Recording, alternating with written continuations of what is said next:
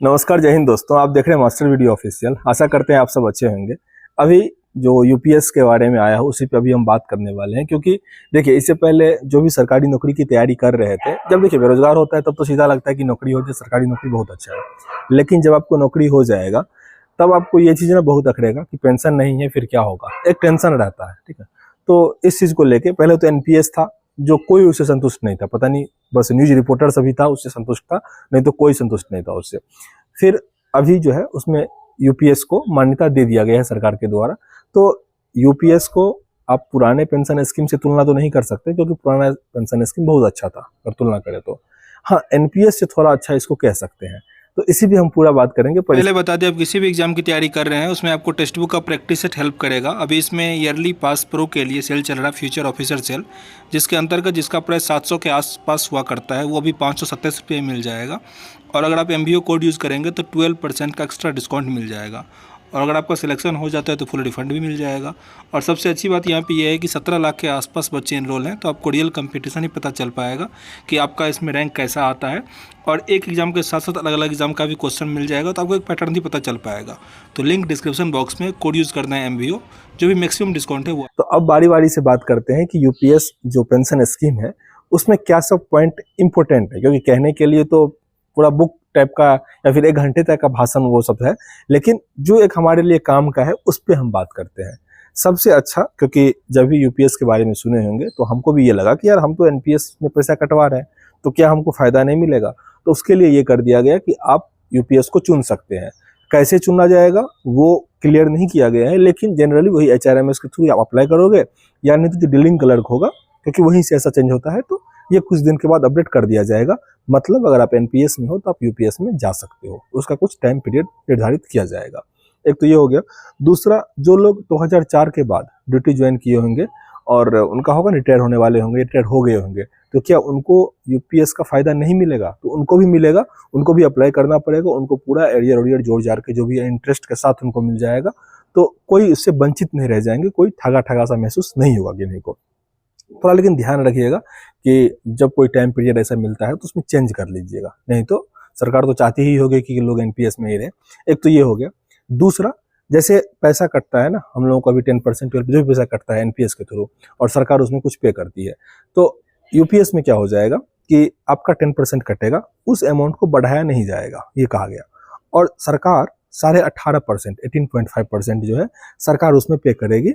मतलब सरकार को अब थोड़ा अधिक पैसा पे करना होगा। ठीक है, 18.5% जो सरकार पे करेगी, और दोनों मिला के जो है वो अमाउंट निर्धारित होगा। और फिर आपका जो पेंशन होगा वो आपके बेसिक सैलरी का 50% होगा। ये बेसिक सैलरी कैसे काउंट किया जाएगा? तो जिस ईयर रिटायर करने वाले होंगे एम्प्लॉय, उस पूरे साल का जो औसत आपका बेसिक होगा, मतलब पूरा साल का जोड़ दिया जाएगा, फिर 12 से डिवाइड दिया जाएगा, तो आपका जो बेसिक सैलरी निकल के आएगा उसका 50% पेंशन के रूप में दिया जाएगा। एक तो ये हो गया। लेकिन अगर एम्प्लॉय मान लीजिए पेंशन मतलब उनको शुरू हो गया, ठीक है, और उनका मृत्यु हो गया, तो क्या उनके फैमिली को पेंशन में से कुछ फायदा मिलेगा? तो जितना उसका पेंशन होगा एम्प्लॉय का, उसका 60% जो होगा उनकी फैमिली को मिलेगा। तो ये भी थोड़ा ठीक ठाक है। देखिए अमाउंट कम मिलेगा, क्योंकि इससे पहले क्या होता था, ओल्ड पेंशन स्कीम में एम्प्लॉय को कुछ नहीं पे करना होता था, पूरा पैसा सरकार पे कर दी। एनपीएस में क्या हो गया था कि जितना हम पैसा एम्प्लॉय पे करेगा उतना सरकार भी पे करेगी। यूपीएस में क्या हो गया कि एम्प्लॉय भी पे करेगा, सरकार भी करेगा, पर सरकार अधिक करेगा। ये चीज हो गया, तो थोड़ा अच्छा हो गया। अब एक चीज कि जैसे हम लोगों को बेसिक पे के साथ डीए मिलता है, पर सैलरी थोड़ा बढ़ जाता है, 50% अभी डीए है, तो पेंशन जब होगा उसमें भी आपको डीए का फैसिलिटी मिलेगा। लेकिन डीए कितना से स्टार्ट होगा, क्या होगा, ऐसा जिक्र नहीं किया गया। बस ये कहा गया कि हाँ, महंगाई के अनुरूप उसको बढ़ाया जाएगा।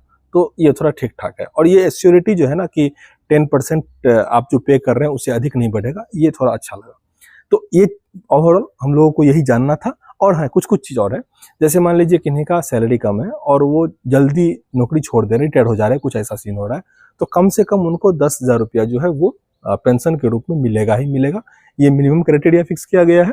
और एक चीज़, जैसे एक चीज़ वहाँ पे मुझे थोड़ा समझने में दिक्कत हुआ, उसमें ये कहा गया कि 25 साल जो नौकरी का कंप्लीट कर लिए उनको ये फैसिलिटी मिलेगा पेंशन वाला, ठीक ना। लेकिन फिर वही सोचे कि 25 साल तो जनरली लोग कंप्लीट कर ही लेता है, तो जो भी है थोड़ा एक नहीं कुछ से कुछ अच्छा सुनने को मिला, तो थोड़ा खुशी मिला सुबह सुबह। तो और एक चीज़, हाँ, जैसे यूपीएस आ गया तो क्या ऐसा हो सकता है कि फिर से धीरे धीरे हम वापस जा रहे हैं, एनपीएस से यूपीएस आया तो क्या ओल्ड पेंशन स्कीम हो सकता है? तो मुझे तो लग रहा है हो सकता है, क्योंकि जैसे एनपीएस से यूपीएस ऐसा नहीं था कि सरकार चाह रही है कि जो सरकारी नौकरी वाले हैं उसको थोड़ा फायदा दिया जाए, ऐसा कुछ नहीं है। बहुत सारे स्टेट में क्या हुआ कि सरकारी नौकरी वाले को पेंशन शुरू कर दिया, स्टेट गवर्नमेंट कर दिया, तो एक प्रेशर बना और सेंट्रल भी कर दी। तो अगर स्टेट ऐसा ही मतलब स्टेप लेती रहेगी तो जाहिर सी बात है ओल्ड पेंशन स्कीम भी आ सकता है, कोई बड़ी बात नहीं है सब चीज़। लेकिन अभी जो आया थोड़ा मतलब थोड़ा सुनने में राहत मिला, थोड़ा अच्छा लगा। और क्या होता है एक चीज़, जैसे बहुत लोग, आप लोगों के भी दिमाग में आता होगा कि नेता सब, हालांकि करप्शन तो करता ही है, पर नेता सबको जैसे होटल में खाना सस्ता होता है, उन लोगों का जो खाना होता है कैंटीन में सस्ता होता है, उतना सारा सैलरी मिलता है, फैसिलिटी मिलती है रिटायर के बाद, ऐसा क्यों मिलता है? ऐसा इसलिए मिलता है ताकि वो करप्शन नहीं करे, क्योंकि उनके हाथ में बहुत पावर है। लेकिन फैसिलिटी इतना दे दो कि उनको करप्शन करने का जरूरत ना पड़े, जिंदगी जीने का जरूरत, मतलब सामान क्या चाहिए वो जरूरत ना पड़े। सरकारी नौकरी में से अगर पेंशन हटा दिया जाता है ना, तो जो भी एम्प्लॉय है उनके दिमाग में ये आता है कि यार सरकार नौकरी जब छोड़ देंगे तो पैसा तो मिलेगा नहीं कुछ, तो अभी जितना होता है पैसा चूस लो, चाहे करप्शन करके हो जैसे हो। तो ये करप्शन को बढ़ाने का भी था, ठीक ना, भले ही आप इसको अलग तरीके से सोचो, पर ये चीज होता है। अगर आपको 5 दिन के लिए कुछ का पावर दे दिया जाए ना और फिर कहा जाए 5 दिन के बाद आपको हटा दिया जाएगा यहाँ इसमें से, तो आप सोचोगे कि कुछ ऐसा इसमें से निकाल लेते हैं कि 5 दिन के बाद भी हमको ये काम करे, तो ये चीज दिमाग में आ जाता है। तो ये एक थोड़ा अच्छा है, कुछ ना कुछ करप्शन पे भी कंट्रोल लगेगा।